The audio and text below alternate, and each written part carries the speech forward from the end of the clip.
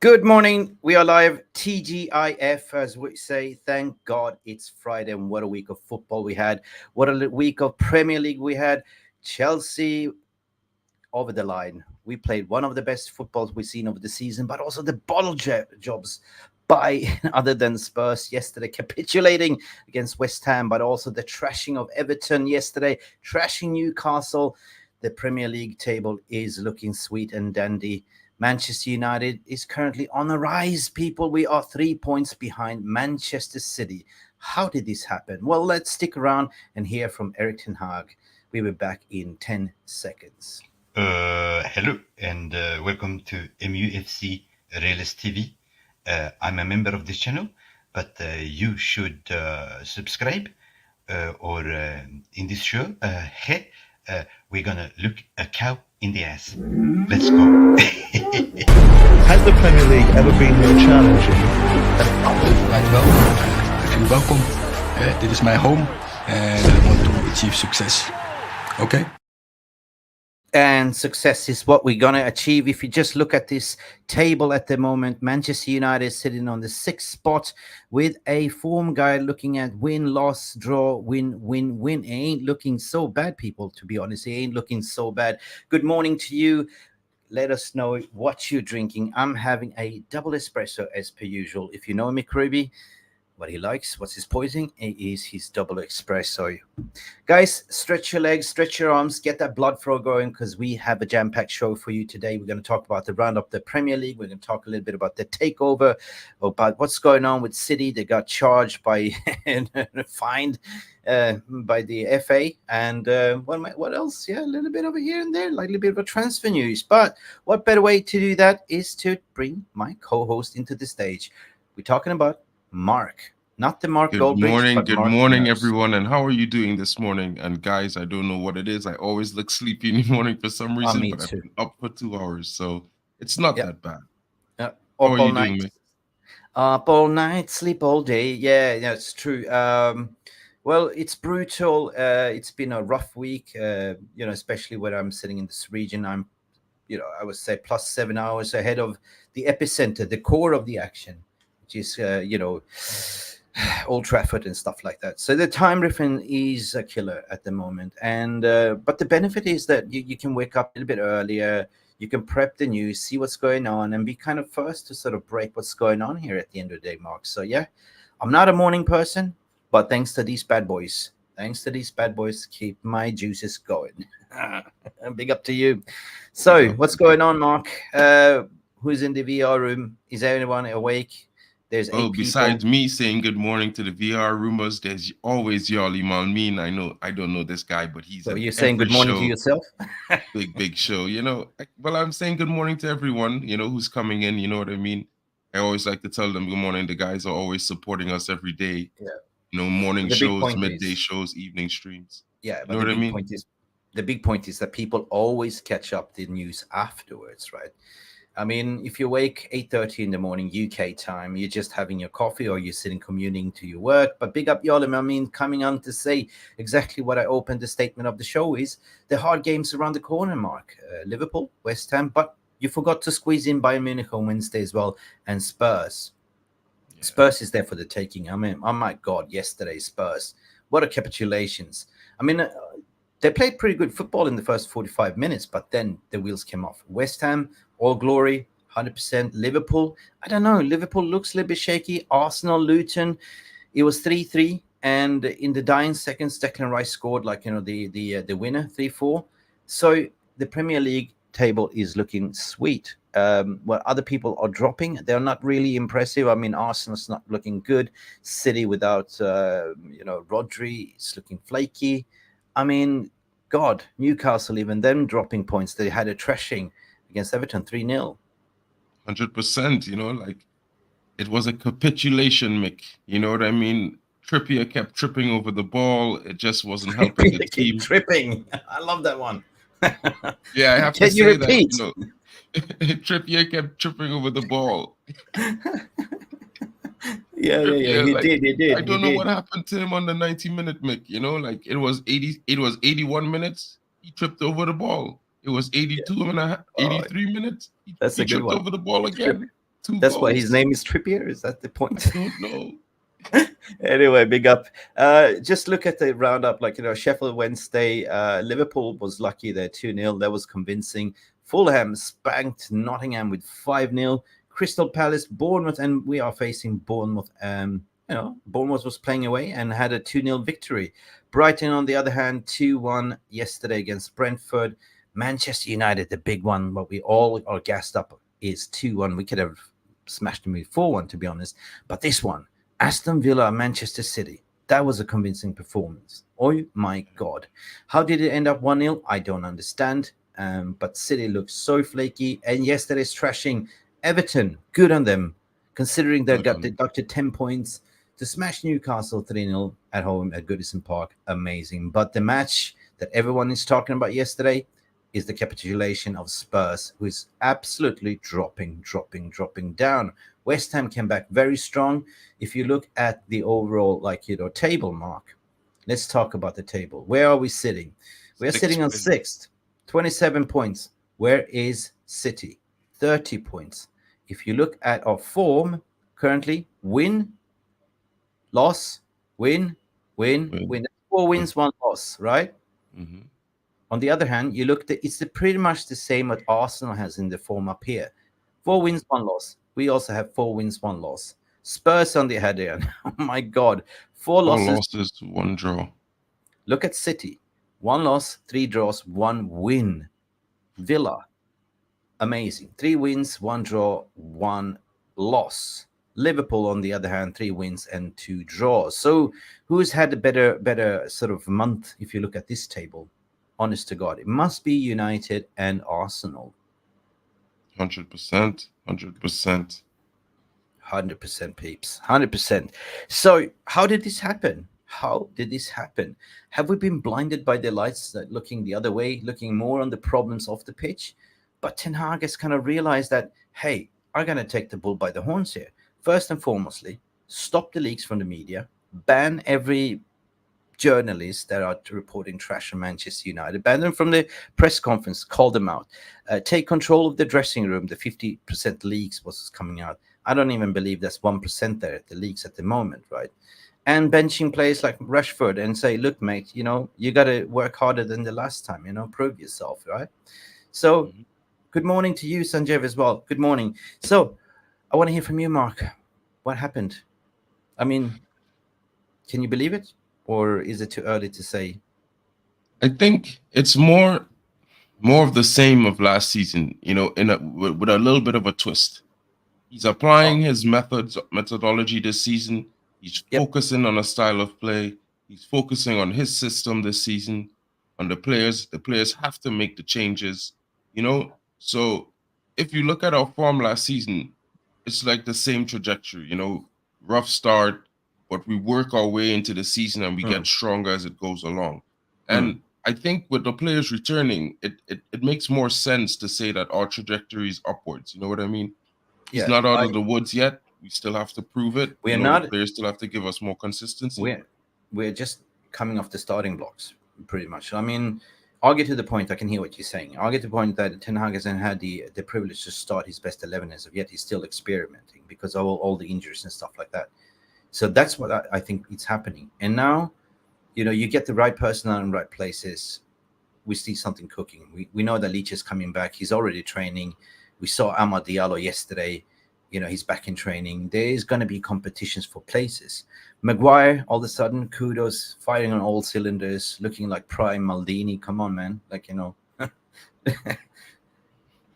So it's good. And Amrabat, we see what, finally what Amrabat can do, right? So Amrabat is getting match fit as well. And that leads me to the question, because Bournemouth had a great victory away, and we're playing Bournemouth on the weekend. Do you think he's going to, do a little bit tweaks on his lineup, or do you think he's going to start the same lineup? Well, you see, the problem is we have Bayern Munich on Tuesday. So it's going to be a weird one, guys. You know what I mean? I think we might see some rotation because we don't know who's going to be in the starting 11, especially because Bayern Munich is important for us. We have to win. So I think maybe you might see a cheeky Amrabat play a second game today. I think he starts. Tomorrow, you You know mean? what I mean? Tomorrow, I yeah. think the rotation is Kobe one game, Amrabat the next game, because they're You're more right. like for like, right? Okay, we will find out at the manager's press conference later on, Mark. We're going Yeah, live, for by the way, sure. for that one. But I've been a little bit cheeky, so I put this together, like, and I want to hear your opinion. I sort of give myself a little bit of a head start to say, look, the only changes I can see is that Regulan comes into the left back situation, keep Luke Shaw, Maguire there, and Diego Dalot. That's a solid spine in the back four. Amrabat, McTominay, Fernandez. But you might argue to the point that Amrabat will sit it out, or Scott McTominay. I don't see he's going to drop him because Scott McTominay offer goals. But I Yeah. don't see much of a changes. So I think this is going to be the startup, because he saw in the second half the Regular did something amazing, and he formed a partnership with Alejandro Garnacho. But then at the end of the day, Mark, like, as you said, Premier League, yes, and then you have Champions League, very much a must-win game against Bayern. And it's Tuesday, so it's like there's a 2-day turnaround. You know what I mean? Isn't The it? good thing It's is that just, we're home facing Bayern, so that gives us some favor. You know, the backing of the home fans, the familiarity of the field. I think the only argument I would say is maybe Wan-Bissaka comes in for Diallo, because I think Diallo might be favored to play against Bayern Munich. yeah. Listen, at the end of the day, like, on the back of everything, when we're speaking about authoritarians and nipping things in the bud, we have Ten Hag coming out to say, refusing to bow down to United players' request for more days off. And that's coming down to what I would say, work harder than last time. So he's 100%. he's stamping his control by the looks of it. He had enough. Yeah, I mean, I think the guys were a little bit too accustomed with other managers of all the time off. You know, we used Already to hear about players going on vacation, they in Dubai, they this, they that, and we have games going on. living it You up. know, Yeah. now I think it's more risk and reward. You work Yeah. hard, you get the rewards. You know what I mean? You 100%. perform well, you get the rewards. It's not like it's due to you anymore. It's more like you No. earn that. You earn that by effort. So hats Yeah. off to the manager for that. I always Hats going to off. support the manager over the players. Yeah. I always expect that fans do the same, because I mean, at the end of the day, we saw for last 2 seasons ago, what these players were doing to another manager. And I think there's no excusing that, and they need to prove to us that they've changed. And that doesn't happen overnight. Yeah, I mean, according, if I read this report, Manchester United manager Erik ten Hag reportedly refusing to accept requests for some of his players to more days off from training. We saw Scott McTominay saying that it's compromising by saying we have lighter sessions, and this is kind of in the background of the story one. This season, United have had, a grapple with injuries crisis, had sidelined up to 17 different starts in various points of the campaign, Mark. This is coming on the back end that, according to the Daily Mail, Erik ten Hag is refusing to bow down to demands from the senior Manchester United players for more days off and demands an advance notice in the training schedule. The United manager is understood to have fielded several complaints from members of the players' leadership group in recent weeks over the workload, with particular gripes over the limited numbers of rest days they've given to the squad, inability to plan for the days off. But on the other hand, Mark, this is where he's also compromising to give lighter training sessions. I mean, what is a lighter training session? Can it be like, aqua gym in the pool, or just, training with the ball, or no intensity running? Because he's done a lot of intensity running to get up the fitness forms. Mm-hmm. Yeah, well, the manager was trying to implement a system. So, as a lot of fans have been saying, he's been here for the last 18 months. While I might argue there's vacation time in between, there's a World Cup in between, he never really had the entire squad for the duration of the 18 months just to train. So, then again, they would say they have to do the best of what you have, I think that it's about the time where the manager is saying to the players now, listen, you've got my principles. So now we're going to work on it, but we're just not going to work as hard as we've been Yeah, working, but we're still going to cover the true. bases. I think it's just less hours. Like maybe if training was 2 hours before, it's an hour and a half now. 100%, 100%. And then of course the gravy train has to sort of name and shame. And I just want to finish off to say that the Mail names some of the players that from United's leadership group has been complaining, and that is Luke Shaw, Marcus Rashford, Rafael Varane, Casemiro, Lisandro Martinez, and Tom Heaton. On the other hand, Lisandro Martinez is injured. Tom Heaton, I don't know. Rafael Varane, Casemiro, they're injured. I don't know. Marcus Rashford, I can understand. So, are they trying to create a divided agenda? Luke Shaw just returned back from injuries, so yeah, fair enough. You shouldn't overtrain him. Marcus Rashford, get on the bike, 100%. Rafael Varane, we've seen he's been falling off a little bit. We don't know the truth behind it. Casemiro injured, 100%. Carlos Casemiro's RCC. But these players are looking forward to get back into business. And as soon as everyone is fit and firing, we have a very good squad, Mark. 100%. Like you have to look at the perspective where our squad, we have some talented players, we just changing system. So the players are having their issues, they were accustomed to one thing. And it's difficult when you're a professional and you play a certain way, you get into a rhythm. So you have to change that style, change that rhythm. And it takes some time to adapt. So the guys are showing their stuff, you know what I mean? Some of them are working very hard. You can see it in the last performance, and I think it's good. It's good on the players. We're starting to see what we expect. Wicked. Listen, I want to move on to the next story as well.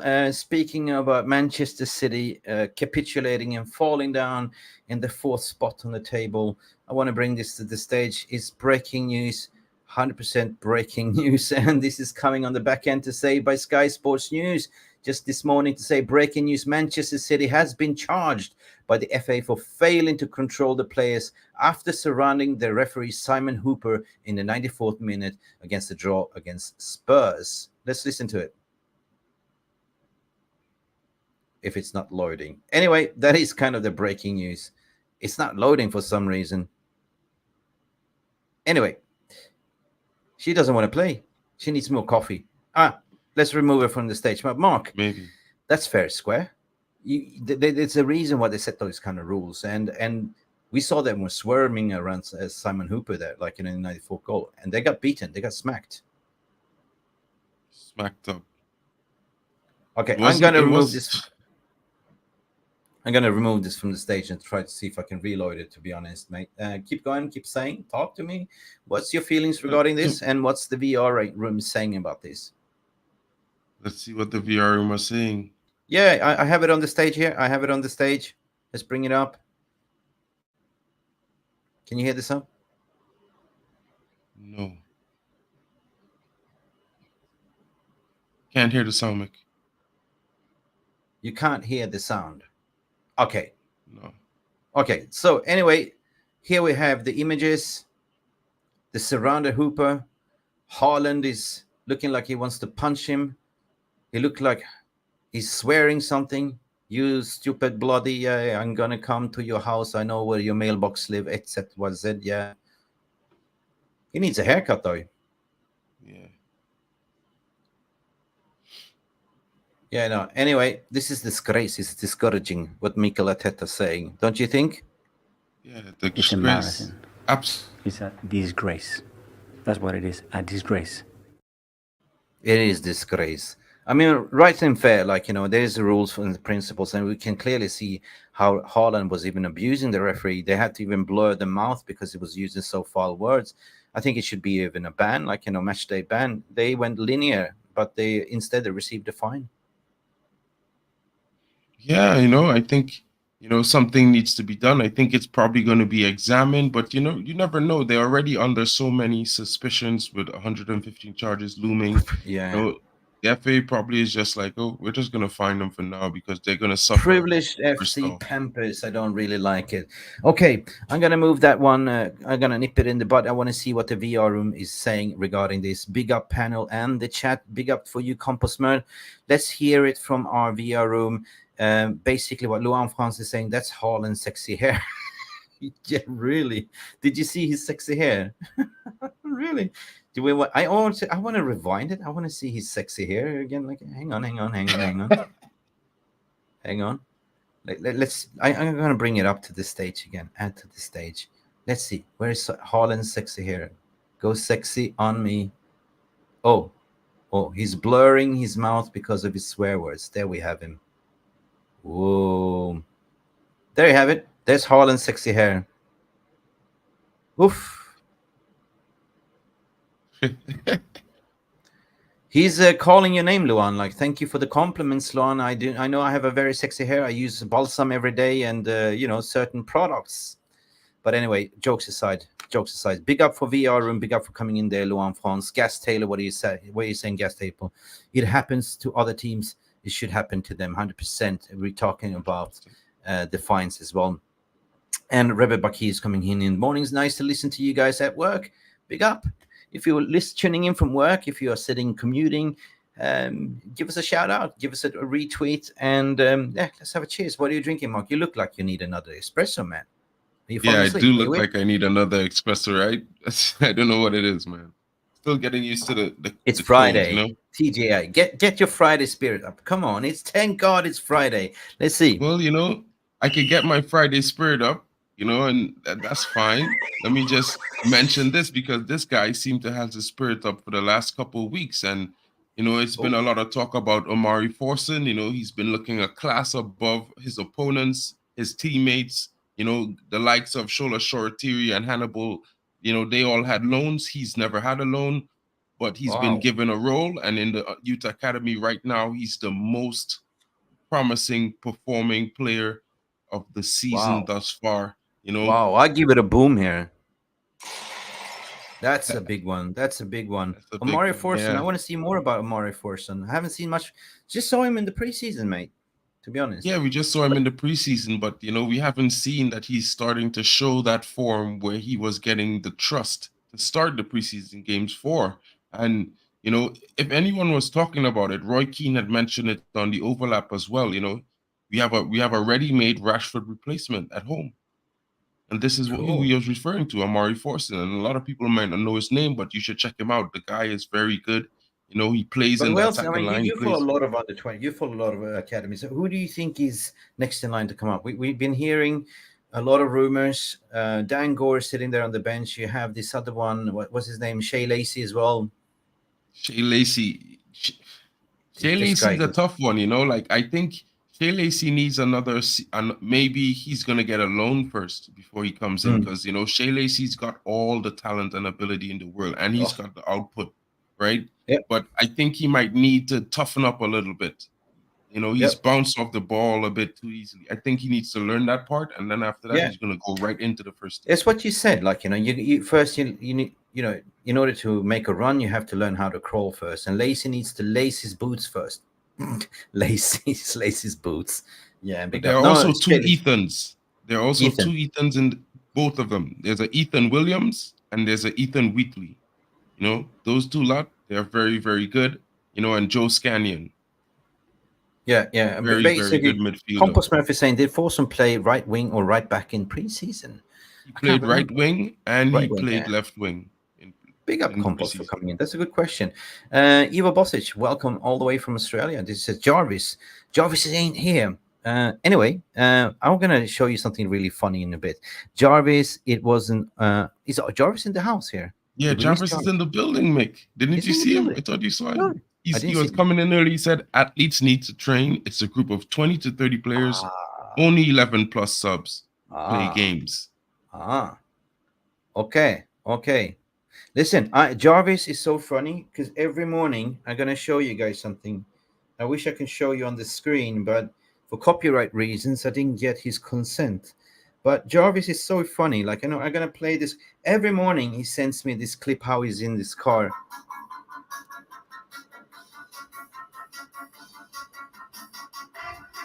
He's driving. It's got Batman. And he's showing -7 degrees. He's on his way to work. So this Jarvis Batmobile, and then he has kit like auto. What do you call it? That TV show with the Knight Rider. Oh yeah. What is it called? Knight Rider. Yeah. Kit. Good morning. Good morning. That's Jarvis. Good morning, Mike. Oh my God, you make my day, Jarvis. Love you, brother. Yeah. Anyway, I lost my train of thought. But we were talking about Omari Forson, Omari and Forson. to move on to another young player who's just about making his way back. And I know got a lot of people, especially Gaz Elliott, might be excited about this one. Woo! Ahmad I'm Diallo excited. returns to first full team training this week, and he was training on grass for the last 3 weeks, training by himself, Yes. working in the gym, doing all the different physiotherapy with the additive training last few weeks. So for the last 3 weeks, he's just been working on getting himself back up to strength, back up to pace, and now he's in first team training with the team since Monday. So guys, look forward to him. You know what I mean? He's going to come back in, and I think it's going to be very, very good for the team to have him available. I was gutted when he went down because he had a fantastic preseason. There was him and there was young Kobe Maynard. They showed so much promising sign, right?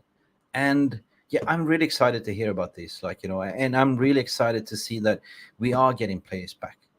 We are going to get stronger squad because moving forward from now, after Christmas, it's going to be brutal, run of fixtures. And only then you can see what a big squad can do in terms of how Erik ten Hag is going to utilize the player and rotate. And will they go on loan in January? I don't know. I don't think so, because we need to keep the talent as well. And I think also we should retain Alvaro Fernandez, give him a come back. What do you reckon? Jack, well, I want him back really badly. He's one of the players that I pay a lot of attention to in Spain, besides Mason Greenwood. But I don't think it's right for Mason Greenwood to come back in January. I think let him finish off the season, let him enjoy himself, let him, achieve something there with Getafe, and then come back in summer, train with Erik ten Hag. He has 6 weeks to get himself familiarized with the new formation. Plus, I think, the fans might have a more understanding for him when he returns, and also I think Alvaro Fernandez, if I have to say, he's one of the breakout talents in La Liga this season. Oh, yes. And we need to bring him back soon as possible because, otherwise he Real might be Madrid's lured going by to the likes of Barcelona and Real Madrid. Oh, we know how they are. Even Bayern Munich is looking at him right now.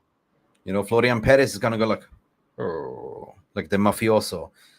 Come back to the family, eh? And Bartomeu as well there from Barcelona. They're all looking at him. It's like, oh, we want him. But we got to stay resolute. Don't sell him. Please don't sell him, please. That's what I'm thinking. I really rate him. I really love him. I want to see him back in the squad as well. Regarding Mason Greenwood, there was some reports floating that we might bring him back in January. I said, I don't know. Let dogs lie. Let's see what happens. But we definitely need more firepower. Ten Hag has also confirmed something that he's not going to do any business in January. Have you read that story as well? Yeah, I've read a bit of it. He's not counting on it, but at the same time, with what money? You know what I mean? So he's working his plans based off the youth that we have available that he thinks is already ready. Like you mentioned, the likes of Dan Gore Jr., who I think is going to be very, very big. A lot of fans need to recognize these young players. Take a look. Even on Tuesday during the morning, like around midday, the under 18s will play against Bayern Munich at home. You guys can check them out. You will see Dan Gore Jr. He's, I think he's the captain of the U team and he will be playing because I don't think I think Eriksen comes back this week. So I think Dan Gore Jr. goes back to captain the U team for their final game. Because if they win, they go through as the top team. Yeah. So.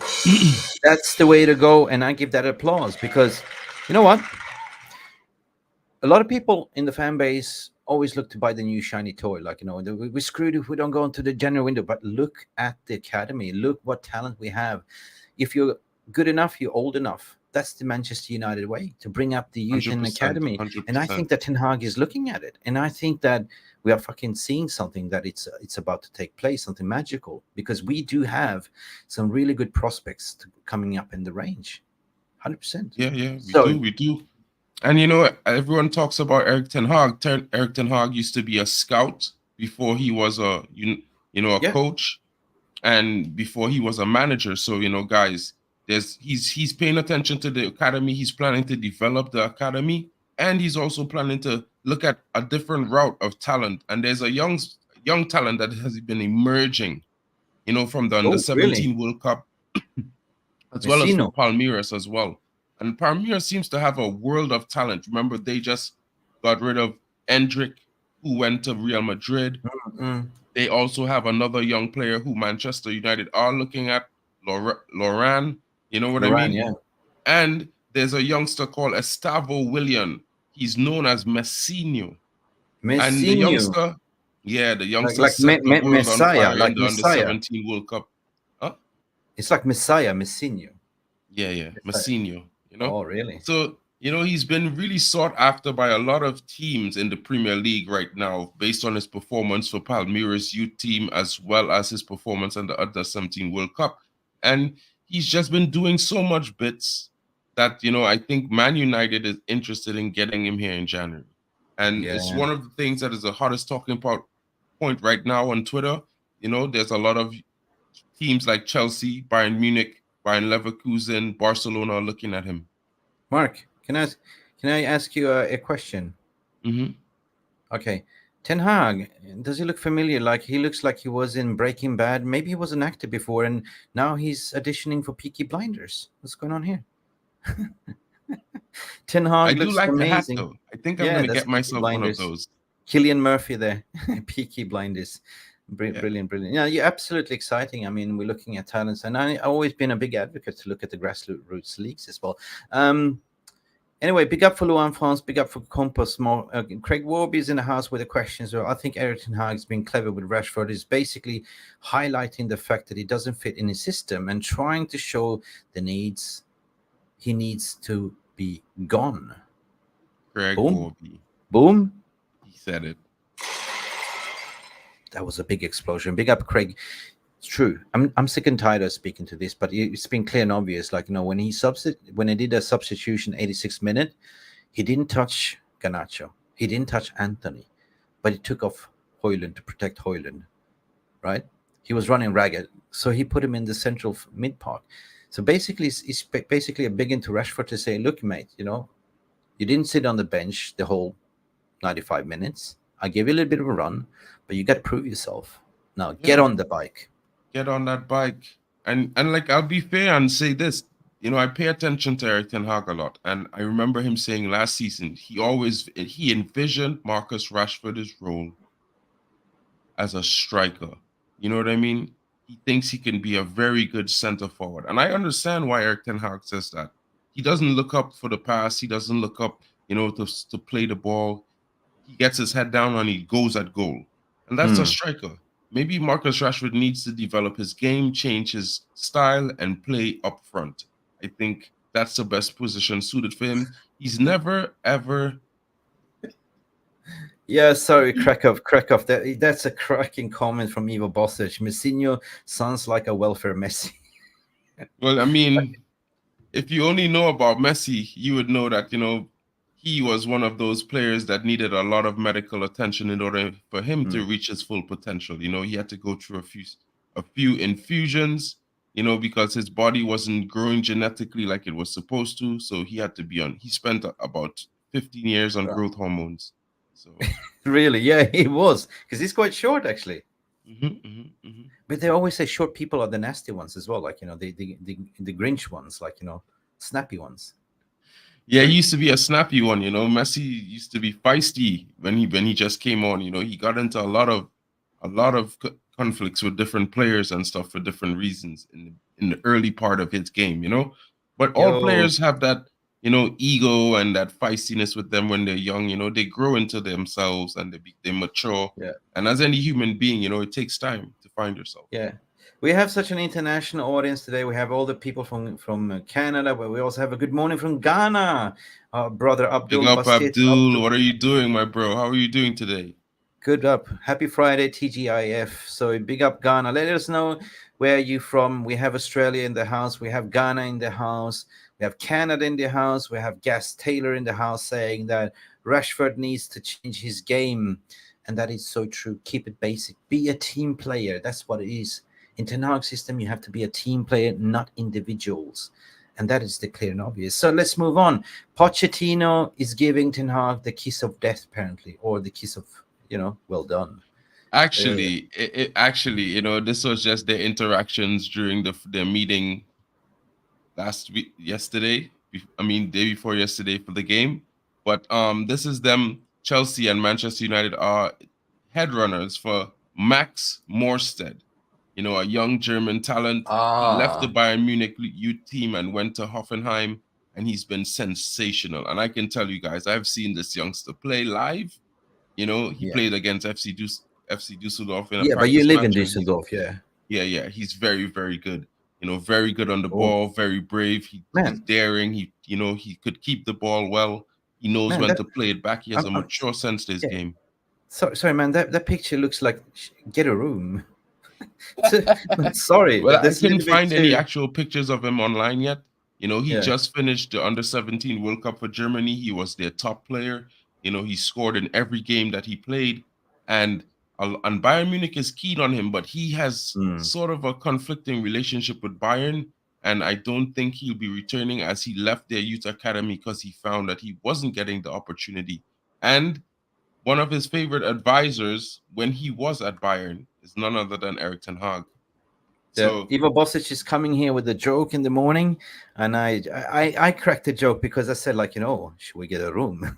You know, boom, boom, boom, boom. I want you in my room.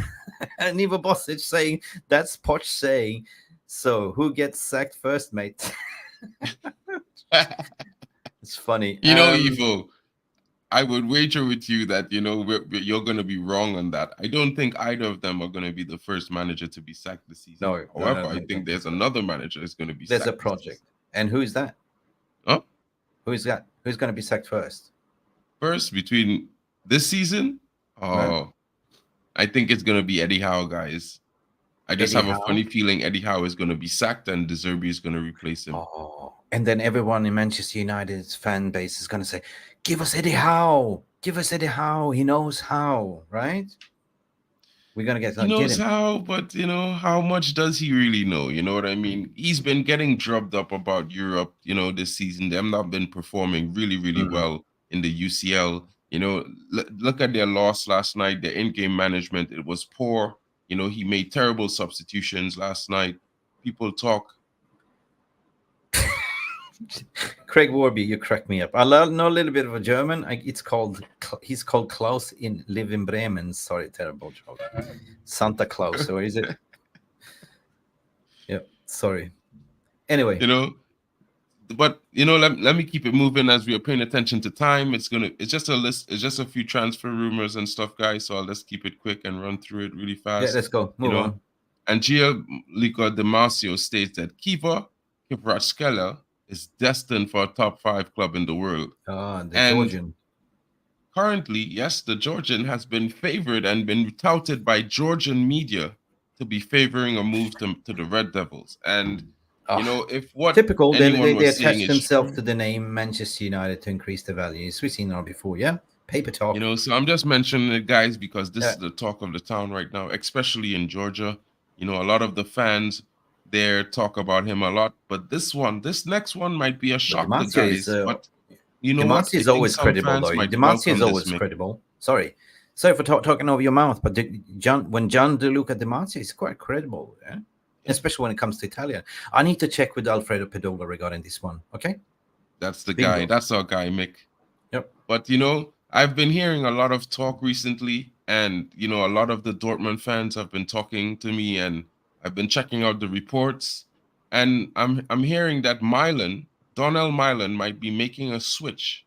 You know, we might be swapping Sancho with Donnel Malen and some money in the January window. And guys, I think you might welcome this man. You know, I know a lot of you might say, you know what, he's Dutch. We don't want more Dutch players, but this guy is a very hard worker. He drags his teams forward any which way he can. He's very pacey. He's got moves, and he loves to get assists. So I just like as the much way as he loves you scoring, move. I never heard of him, but okay, if you Milan, say so. You haven't heard of Milan? He's pretty I don't good. watch the German. No, I just don't watch. No, he's pretty good, guys. Like, I know that sensational in the Europa League for last time when before I know Dortmund. you live in Dortmund, and I know you watch him a lot, but I don't particularly watch the Bundesliga much. So yeah, if you say so, I believe you. I need to do more research about it. But is this a loan deal, a swap deal, or? I think Loan it's a deal? swap deal. Swap I'm not loan. sure if it's going to be a permanent loan deal. They haven't mentioned too much if it's going to be permanent move, but it's a swap deal, and they're still working out the logistics of the finals. So Mark, I don't really see United do much in this summer other than just doing a loan deal. I don't think we have money. I don't think I think we're broke. We're stint, and the fact is that everyone is playing that giddy card that Ines is going to come in and be the savior. It ain't going to happen that way. We are far off. Manchester United club is tracking Yoro apparently. yes, this youngster has broken out. This is his breakout season right now for Lille. And He's come out Manchester the City are closet. hot on his heels. But, you know, as always, the Manchester United club in red always gets links to these players. And, you know, it's been said that the 18-year-old, he broke out this season. He's made 22 appearances. Wait. Where do you say broke out? Did he come out the closet? No, but he was on the youth setup. You know, he was on trial. He wasn't even a full-fledged youth player of Lille. He was on trial, and due to some due to some mishaps, you know, with another player, he ended up getting an opportunity. He took his chance. Ever since then, he's been sensational for Lille. He's been in their starting lineup every single time. And the France under-21 has made his senior debut for Lille after his 16th birthday. You know what I mean? Replacing Eden Hazard as the second youngest player ever to have represented the club. Okay, that's cool. Guys, keep an name on this guy then, Yoro. He just broke up, and I misquoted you. I said, did he just come out of the closet or something? He just broke out. So my apologies. It's Friday. We're about to have a little bit fun, and you know, Simbin for me. Simbin for Mick. But trending, the Swedish sensation. Yes, this youngster. Yes. It's hard, you know, to pronounce his name, but the Djurgården's rising star, Lucas Bergavelli, you know? What? So it's like this youngster has been reported. Huh? What was his name, you said? Luca Bergaval. Yeah, Bergvall. Yeah. Luca Bergvall. You know, the youngster has been... Lucas Bergvall. Yeah, Lucas Bergaval, yeah. You know, the youngster is 17 years old. He's, you know, attracted attention from clubs like Inter Milan and Barcelona. They've been scouting. United have been scouting this youngster for the last 7 weeks, guys. You know, the Under-17 World Cup is on its final round, I think. So a lot of the clubs have been scouting a lot of young players. You're going to hear a lot of news about young talents in the next few weeks, especially because of the transfer window, because it's just been concluded, the Under-17 World Cup. And there's a lot of shining talents. So I heard about this guy. I heard about this guy. And as a matter of fact, Mark, there, you know, the Swedish Allsvenskan, like, you know, Djurgården, and there's another team called AIK. I have players here from the first team that just arrived 2 days ago. They were making noise. They were partying. And I went there, please, can you keep it down? And they said, are you Swedish? And I said, yes. And we started chatting. And they're from the first team player of AIK Stockholm. I'm going to have more chat with them. Nice. And some of them are Manchester United supporters. I'm going to bring them on. You reckon? Yeah, you should. You should. Elite players. Wicked. What a coincidence. Nice. That's going to be cool. I can ask them about this guy as well, Lucas Bergvall as well. So, yeah. Yeah, you should. Yeah, should. What we're saying here, Abul is saying, all we need is a consistency from the players. I can assure you that we'll make top 4, 100%. You know, but don't jinx it. You know, footballing gods does exist. I'm as consistent as Terry Flores from the Football Terrace to say, I believe in footballing gods. Don't jinx 100%, it. 100%. And that's what you see when we do the score prediction nowadays. I spin the wheel. Okay. So, you know, Manchester United are still keen on Gabriel Moschado. You know what I mean? As Chelsea and Paris Germain close in. And guys, I think this youngster, the move is getting serious. You know, he's not as expensive as much would think. You know, 8 to 12 million pounds, I think is doable for the club. And these are the prospects and the purchases that the club might be closer to thinking, you know, and signing. Yeah, Yali, that youngster Nusa is on his way to Chelsea. You know, I did not report any news about him because it's been heavily reported that he's already been in talks with Chelsea. and the move is literally a done deal, just waiting for the transfer window to open. So let's wait for Fabrizio. Look out for Fabrizio Romano to say, "Here we go." Right, regarding that Yeah, one. you should be looking out for that. I think he's going to be one of the first bits of news in the transfer window that moves. You know, that young Nusa kid. Jarvis likes him a lot. Yeah, he does. Jarvis talks a lot about Nusa, but the thing is, what Chelsea really needs is a bloody striker. Yeah, I agree. And like Jarvis was saying to me when I spoke to him about it, you know, is that it's a bad decision for the young lad. You know what I mean? It's not going to develop his career in the best direction. He needs to go a club where he's going to get playing time, maybe Newcastle, maybe even to Manchester United, because he's going to get into the midfield, you know? All right. So, but, you know, we'll wait and see how the news is. You know, this is our current midfield prospect here, you know, 8 to 12 million euros. Yeah, and I agree with what you're saying. A winger is the last thing Chelsea needs. They need a proper striker. That's what I'm saying. Maybe it's paper talk. Maybe we'll see. Do we need a winger? I don't know. In that case, is that more of if we are one a Nusa, who is going to replace Jadon Sancho? We have already. I think we should just stop it there. Okay, we have Amad Diallo, we have Pelistri, we have wingers, right? You know, Forsen is coming through.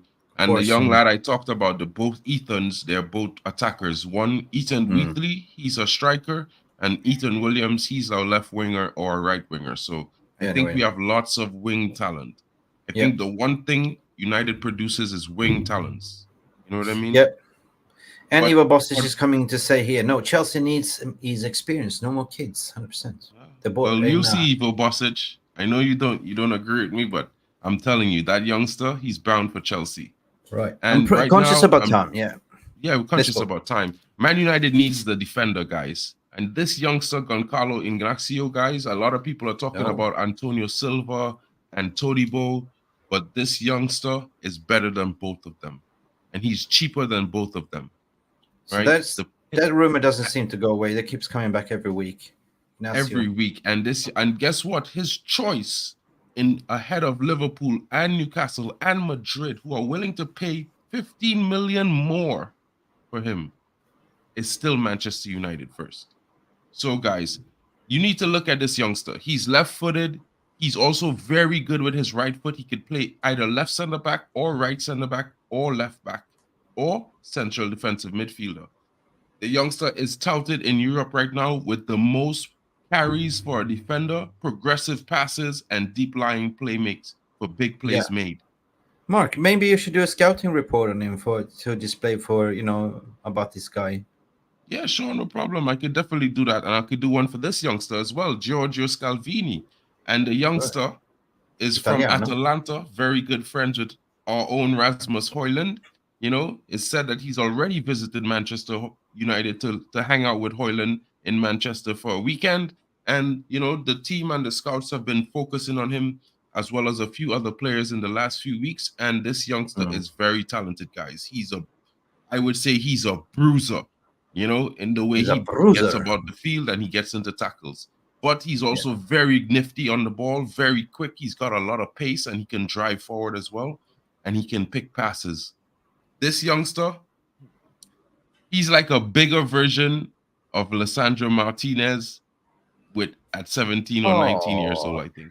It's 4:17 a.m. past my bedtime. Good morning, guys. Off to bed. Oh, Luan. Morning, Luan. Morning. Listen, we are basically 12 hours apart, me and you. I am 12 hours ahead of you. So go to sleep. For me, it's opposite. It is in the afternoon, 17 past 4. So go to sleep and big up and catch you later. Thank you for coming in, Luan, as well.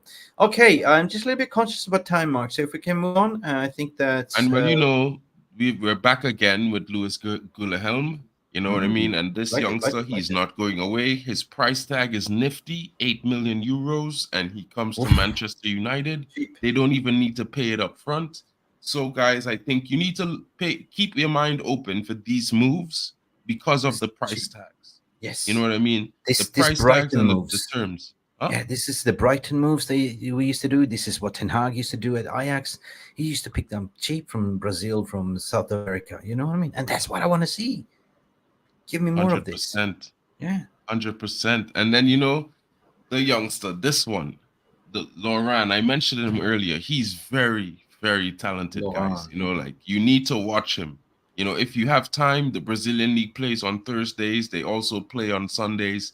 You can check him out. You know, he's got a lot of good abilities. His vision Star is in the very making. good. His reading of the game is very good. He's very, very good. I think he's gonna come. I think he's gonna be a signing in January because his price is also very, very cheap, and United doesn't have to pay it all up front. Cool. This is the positivity about some of these deals. It's Mate, not have to pay it up front. if And the United one does that I this, really want up to sorry, partner can I just Hoyland. comment? Hmm? Can I comment Sure. before we move on? If United does this, it's going to surprise everyone because United never do this. But if they do it, it's a point that we're going to the right direction. Move on because I 100%. want to see about Marcos Leonardo. What you have there? Yeah, you know, he's not going away, guys. And right now, I know a lot of people are thinking 20 million euros for a 21-year-old striker. Well, as you can see, he's wearing the armband for a very, very big club. You know what I mean? In Brazil, is you don't Yeah. just wear that armband lightly. You know, and as Mick has mentioned before, in the last 34 games, 27 goals.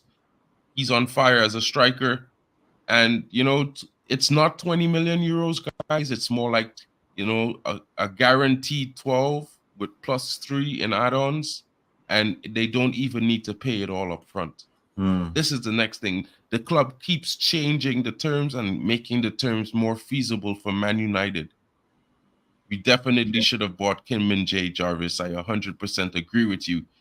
But at All the right. same time, look at it like this. We didn't get Kim Min-jae, but if we get Scalvini or Ignacio, you're not going to be disappointed. I promise you. Okay, Promise you. we take your words on it. You take their words on it.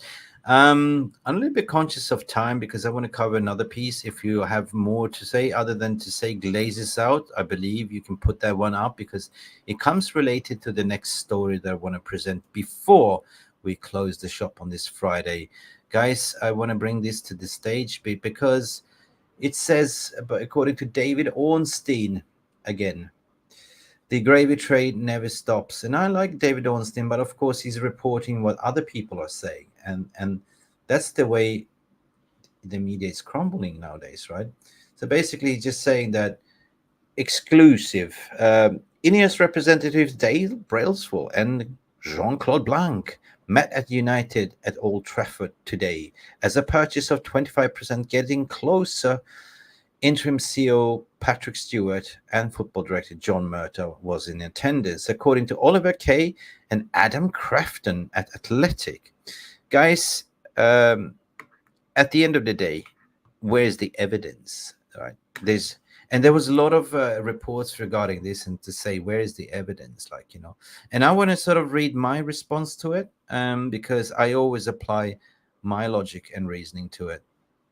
At the end of the day, they're sensational. And I say, where is the evidence, right? And people are saying, it's happening, it's happening, it's happening. You know, the sources. This is kind of like old picture. This is not really the way it is. But I don't know, guys. Just don't let don't believe in everything that you read. Because at the end of the day, like, you know, I just want to cover, you know, my response to this, because some people will ask me, do you think this is going to be happening? So I just want to put my analogy to this. So this is my view regarding the overall sales process. Been doing it for quite a while, right? And why I don't see this Ineos being so advanced as reported, right? I want to share my perspective on the current situation based on my experience. I've been doing this over 200 reports and podcasts over the year, and where we're examining the all evidence and overall scenarios. This crucial question you got to ask then: who and why? The media narrative is often skewed, may not always align with the practices of a business. Let's maintain a realistic approach and exercise prudence in our judgment. That's what I want to say.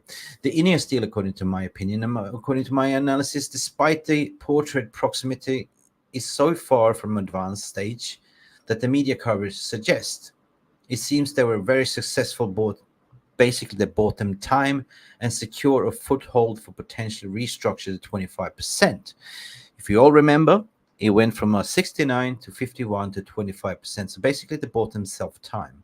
However, for me, that's been in this industry for quite a while, I can easily tell you that the bids are on the table and they're under scrutiny currently, led by the Rain Group. And it's a complex exercise, and there's a lot of queries going between the Ineos lawyers and the Rain Group that's asking a lot of questions. So the bulk of the information reaching to the press, it surely emanates from Ineos intermediates and the PR camp. What does that mean?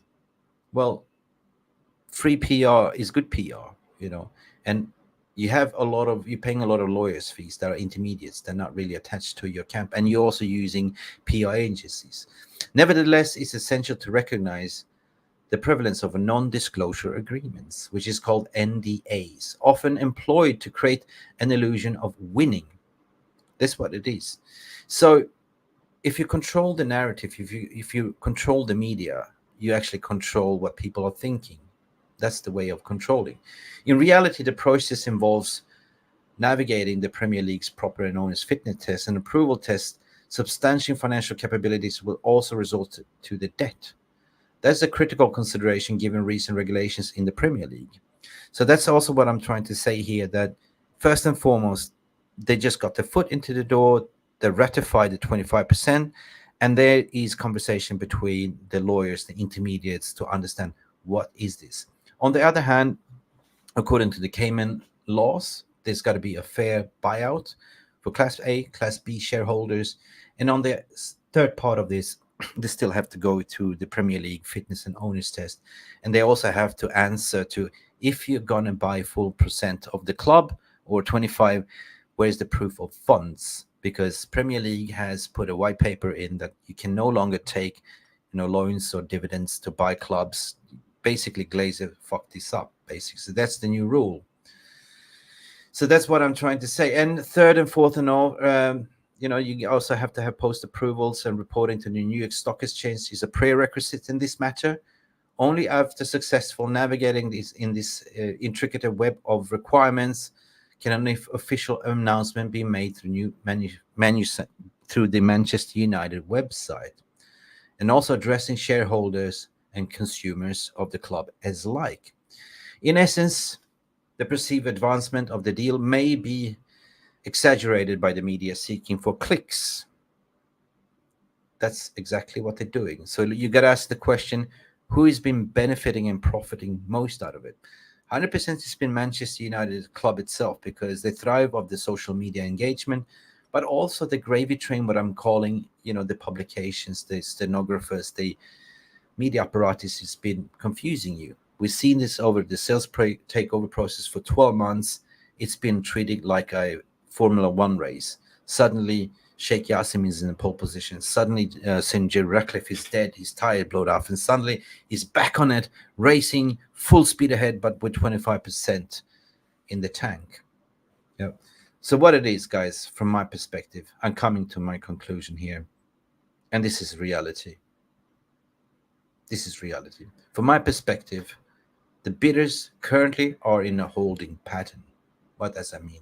Well, all bids are in, and they are waiting for feedback on the ongoing stage of negotiations. That's why you see they're talking, they're feeling confident, they're negotiating regarding the buyer clause, who is the winner, who is not. On the other hand, Ineos, PR camp, and the lawyers think they are confident because they're speaking to the press and leaking out information. So let's analyze the situation pragmatically, people, and remain discerning in our assessments. Keep the powder dry, and don't believe what everyone is saying, because there is a reality, Mark. And Mark is sleeping. 100%. No, I wasn't sleeping. Just reading some news. Yeah, you can read my tweet. Go to my profile, read the tweet, because I had enough. I have to respond, because from a real business world, real practice, this is the way it works, right? And the ones that be benefiting from this saga to say it's going to happen this week, it's going to happen Monday, Tuesday, and all of a sudden it's going to happen next Thursday, next Friday, ain't working like that, There's certain rules and regulations that you need to follow, and that's what I just outlined here as well. So let that sink in and look at it from a pragmatic perspective. And at the end of the day, I'm not the news. I just analyze the news, and I provide my critical thinking according to using common sense, logic, and reasoning, people. Big up for you. 24 likes. What Stephanie Griffith saying? 43 watching. You know what to do. What should I do, Mark? I know what Jarvis is saying. Jarvis, wake up, wake up. Smash the like button. Smash the subscribe if you haven't. Hit the notification. Mark is sleeping. Mick has to be. Should have replaced you with the AI bot instead. No, man. No.